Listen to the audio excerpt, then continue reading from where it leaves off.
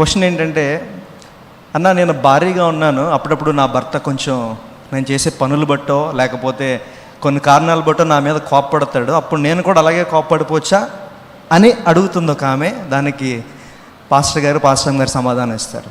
ఆబ్వియస్గా ఆగి సమాధానం చెప్పాలి.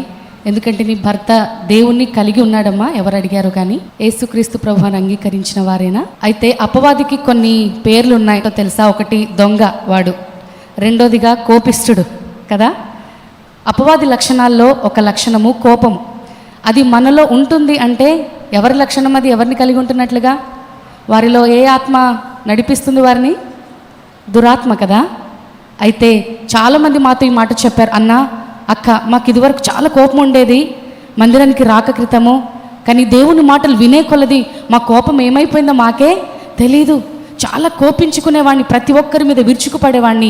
దేవుని మాటలు మా లోపలికి వెళ్ళే కొలది ఆ కోప ఆత్మ ఏమైపోయింది? పోయిందని. ఈరోజు నా కోపం అనేది దుష్టుని లక్షణమే. అయితే దేవుని ఎరిగిన బిడ్డగా నీవు ఒక భార్యగా ఉన్నావు, మరి యథార్థవంతురాలుగా నీ భర్త యొక్క ఆ యొక్క వీక్నెస్ ఏదైతే ఉందో నీకు తెలుసు. నీ భర్త త్వరగా కోపిస్తాడని నీకు తెలుసు. అయితే ఒక మంచి హృదయం కలిగి దేవుని ప్రార్థించయ్యా, నా భర్తలో ఉన్న కోపాన్ని నువ్వు తీసివేయి అని నువ్వు కొంత ఆగి ఆ కోపాన్ని నువ్వు మరి కంట్రోల్ చేసుకోగలిగితే, మరలా నువ్వు వెంటనే వేరే ఏదైనా మాట్లాడేసావనుకో, అక్కడ ఇంకా ఇద్దరికి గొడవ తప్ప ఇంకేమీ జరగదు, కుటుంబాలు విచ్ఛిన్నం అయిపోతాయి. అయితే ఒక మంచి బిడ్డగా, దేవుని పోలి నడుస్తున్న బిడ్డగా నీవే కొంత ఆగి దేవుని వాక్యాన్ని నువ్వు జ్ఞాపకం చేసుకుంటే ఆ గొడవ అక్కడికి ఆగిపోతుంది. Hope you got the answer. అన్న కూడా కొన్ని మాటలు యాడ్ చేస్తారు. రీసెంట్గా ఒక కుటుంబం నన్ను కలిశారు. వాస్తవానికి ఇద్దరు కోపపడి భర్త ఏదో ఒక మాట అన్నాడు.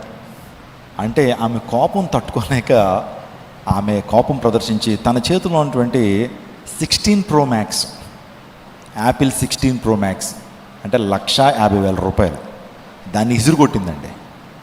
ఇసురు కొడితే అది బ్రద్దలైపోయింది. ఇంకా వాళ్ళు చెప్పింది ఏంటంటే, మొన్నే కొన్నానండి 1,50,000 ఫోన్ ఆమె పగలగొట్టింది. మరి ఫోన్ లేకపోతే ఎలాగా?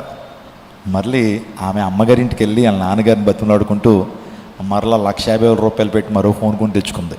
అంటే చూడండి, కొన్ని సందర్భాల్లో ఒక్క నిమిషం కోపాన్ని ఆపుకోగలిగితే చాలా ప్రమాదాలకు దారి తీయకుండా ఉండగలుగుతుంది. దైవజనులు అపోస్తులు చెప్తూ ఉంటారు, ఒక ఆయన ఇలా కోపం వచ్చి మంచాలు కాల్చేసాడట.